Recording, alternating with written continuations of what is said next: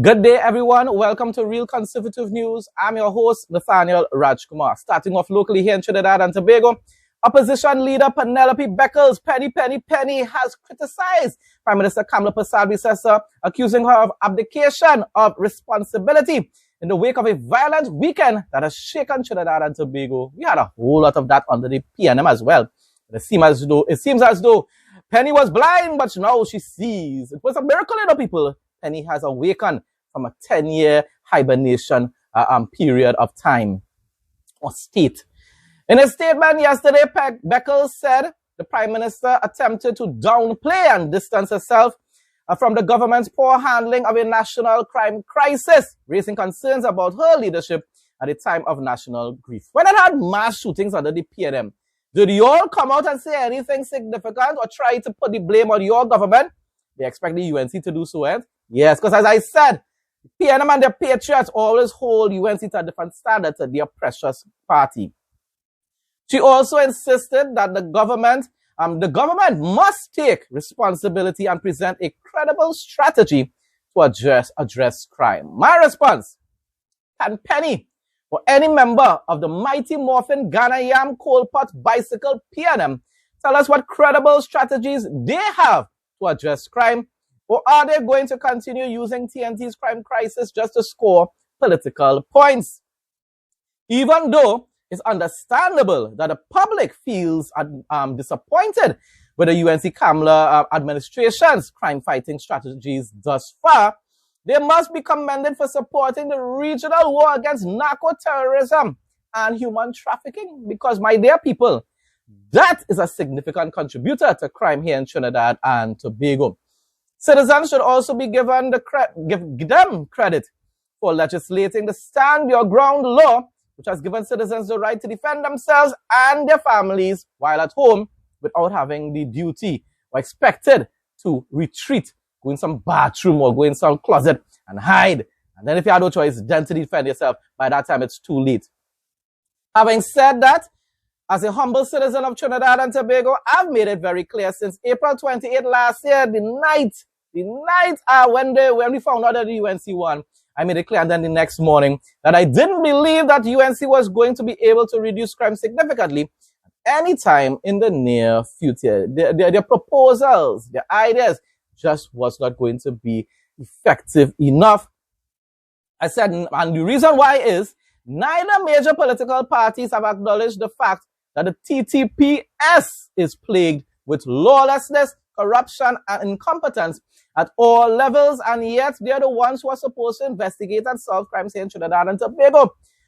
How could you have a corrupt investigative body and police officers that are supposed to enforce the law while they're also breaking the law and they're also running drug blocks and stuff like that? You expect crime to really reduce significantly, people? No. Anyhow, politicians have also refused to address the evils of gang culture, normalization, and indoctrination within our communities and on our airwaves. All you popular DJs outside there on the radio stations, all you care about is eating our food while you promoting and glorifying zest and badness. Yeah, you're censoring it, but you feel the youths don't know the uncensored versions of the songs that you wheeling, select, and running the tune again. Badness, me say. That's what you're doing. You feel proud about that. You feel proud about that. And then the media gives awards to these artists who glorify murder and violence and drug use in their music, in their songs and music videos, and all they're giving them awards. All in Jamaica, big time awards for these individuals that promote, that glorifying crime. Expect that to be what? A positive influence on our youths. I want to say you can't glorify a lifestyle of violence and crime and then expect our youths to become law-abiding members of society. It just doesn't work that way. All they're seeing is a bunch of youths that hungry for violence every evening. They're walking through the town areas, just looking for fights after schools. And everybody else who not involved in the fight itself, they just want to see the fight because that's excitement to them. Badness is excitement to them. And you are still wondering if gang culture doesn't have a negative impact on our citizens. Come now, man, people. I said gang culture isn't entertainment, it leads to a path of death and destruction. I'm also quite disappointed with Gary Griffith's recent statement when it pertains to citizens' rights to bear arms. My brother, it isn't going to cause more chaos because criminals have already have access to the weapons, and we shouldn't discourage the government from amending the Constitution to give citizens that right simply because they are aggressive, abusive, or violent members of society. Speaking about aggression, you, my brother, Gary Griffith, not literally brother, but you know, right? You, Gary Griffith, you're the one that has that temper for years. Everybody knows that. Anytime somebody says anything about you online, you're always going and having to respond to them. Matter of fact, it had an individual in Sandy Grande years ago during the lockdown period. The man was just asking a question about the chair incident, the chair justice incident. And you sent police officers to speak with that man, I think it was for about 3 hours. I know you want to come around and talk about aggression, and it'll be chaos in Trinidad and Tobago. No, people. You of all people can't talk about that because the same way how you have an aggressive way about you, yes, it will have other citizens in Trinidad and Tobago like that. But you can't just infringe upon people's rights to defend themselves just because of that. Nah, man. I wanted to say a simple and quick vetting process should be sufficient to ensure that a person does not have a criminal record and also doesn't suffer from any form of mental illness. When you look at the mass shootings that are taking place in America right now, it's not because of the guns, it's because of the individuals that own those guns were known for having violent tendencies. And the Minister of Defense in Trinidad already made it clear that they're going to monitor those situations to ensure that those kind of individuals do not have access to firearms. As Winston said, if anyone has a history of domestic violence, they should also be prohibited from obtaining a firearm. The rest of citizens should have the right to defend themselves and their families with an effective weapon if confronted by criminals in their homes or businesses. In some good news now, remedial work has begun at Guarakara Park in South Trinidad as the historic venue is officially set on a path to reclaim its status as a premier hub for sports and culture. The refurbishment marks the end of a long period of decline for the facility, which fell into a state of disrepair following the 2018 closure of the neighboring Petrotrin oil refinery in Pointe-a-Pierre. The government of Trinidad and Tobago is not closing down Petrotrin. Months later, that's exactly what they did, causing our entire economy to collapse. You don't close down a company because of mismanagement. You admit what's taking place and you just call an election to let another government take control. Didn't want to do that though. The revitalization follows sustained advocacy from various stakeholders, including Trinidad and Tobago Cricket Board President Azim Basarath, who recently reviewed the site to monitor the progress of the long overdue restoration. Plans are also in motion for the installation of a modern electronic scoreboard. Project officials have expressed optimism that corporate partnerships will assist in offsetting the cost of the extensive restoration work. The return of Guarakara Park takes on added significance following the government's decision to restrict, and I will say right decision, to restrict the use of Brian Lara Cricket Academy in Taruba, San Fernando, and Hazley Crawford Stadium in Mucarapo, Port of Spain, for public events such as Carnival Fets. Number 1, noise pollution. Number 2, to protect the infrastructure as well. You know how people just get on during fets. It's not really the same as when it's a sporting event. Personal party or whatever during a sporting event, but not the same. With elite sporting venues being preserved strictly for competition, the restoration of Guarakara Park provides a critical, multi-purpose alternative for both the sporting and cultural communities in South Trinidad. Weather report for Wednesday, April 22nd, Trinidad and Tobago. Wednesday, April 22nd in Trinidad and Tobago is expected to be sunny and hazy with isolated afternoon showers. The Trinidad and Tobago Meteorological Service notes that mild to moderate concentrations of Saharan dust are present and sensitive persons should take necessary precautions. Daily weather summary. Daytime, expect hot and sunny conditions though hazy skies will persist. There is a medium chance of isolated showers, especially in western areas of Trinidad. Nighttime conditions will be fair to partly cloudy but remain hazy. Temperatures, daytime highs are expected to reach 31 degrees Celsius to 33 degrees Celsius, while nighttime lows will dip to 23 degrees Celsius to 25 degrees Celsius. Winds, northeast to east at 5 to 30 kilometers per hour. Seas, slight to moderate with waves up to 1.5 meters in open waters and below 1.0 meters in sheltered areas. Regional news now. The Caribbean Court of Justice has reserved its decision on an application for special leave to appeal filed by Guyanese businessmen Nazar and Azuddin Mohammed, who are contesting their extradition to the United States on charges of gold smuggling and money laundering. While an interim stay halts local committal proceedings, the CCJ is focused on defense arguments alleging political bias and improper public commentary, with the final ruling expected in the coming weeks. The administration of President Irfan Ali has maintained that the extradition is a legal obligation under international treaties rather than a political act. It's the USA that is requesting it, people.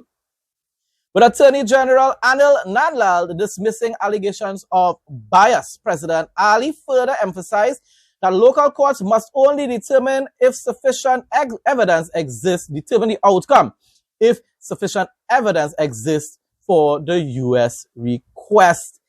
Now, the thing about it is, people, maybe, just maybe, that is why you shouldn't be using the Caribbean Court of Justice for probably a final appeal or whatsoever. I guess Guyana is part of it. That's why we here in Trinidad and Tobago need to remain under the Privy Council, because let's just say the CCJ decides to rule in favor of Azuddin Mohammed and whatsoever and the other guy, right? Nazim.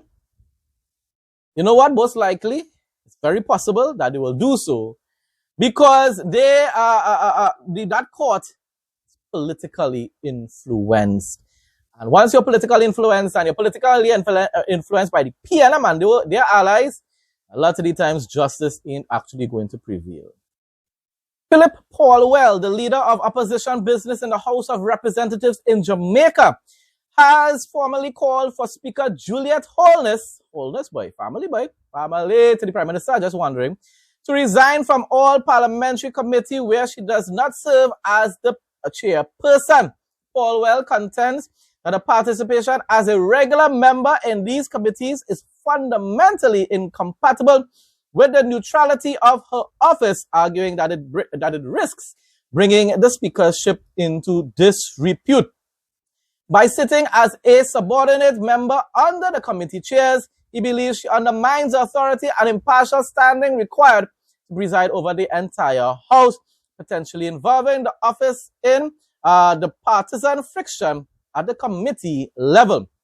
While the administration has generally defended the Speaker's performance and adherence to parliamentary rules, there has been no official statement from the executive branch indicating a shift in the committee assignments following Paulwell's specific demand.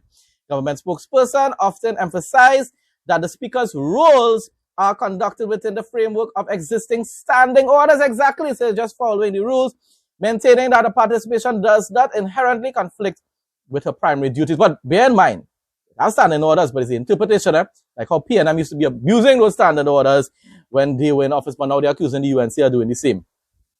Consequently, the administration continues to support her current standing in Parliament, viewing the opposition's call as a political maneuver rather than a necessary procedural correction. The debate on the constitutional amendment bill in St. Vincent and the Grenadines has been postponed to allow for broader public engagement, according to Prime Minister Dr. Godwin Friday. Speaking to the Agency for Public Information, Dr. Friday explained that the government is prioritizing national consultation, that's what a good government will do, to ensure the public thoroughly understands the proposed legislative changes before they move forward in Parliament.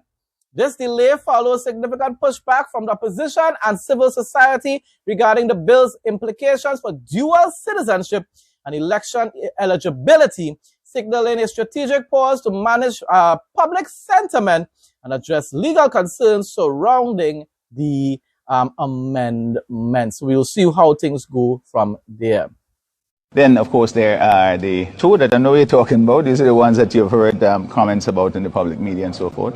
The constitutional amendment and the amendment to the RPA to clarify what is a foreign power state. This is something that is of great public interest. Right. We put it on the order paper here today. Again, because it's great public interest matter, this is a matter, constitutional matter. That's not going to be dealt with today. That is a matter we will have broad public involvement in so that we can make a decision at the appropriate time. Okay. What I'm really pleased about, though, is that there's been quite a lot of interest that has been given to this matter, and hopefully we have a fruitful discussion, and then when we make the final decisions as to what the amendments will be, how we proceed and so forth, that will have broad public appeal. So the Apes of Hill Golf Course is poised to become a premier fixture on the Legends Tour, combining a field of past champions with celebrity crossovers to elevate Barbados' profile in the global sporting arena. This partnership reinforces the island's strategic expansion in high-value sports tourism, leveraging the course's international visibility to attract affluent travelers and golf enthusiasts. By hosting such a high-caliber event, Barbados not only showcases its world-class facilities, but also solidifies its reputation as a leading destination for elite international competition and luxury leisure.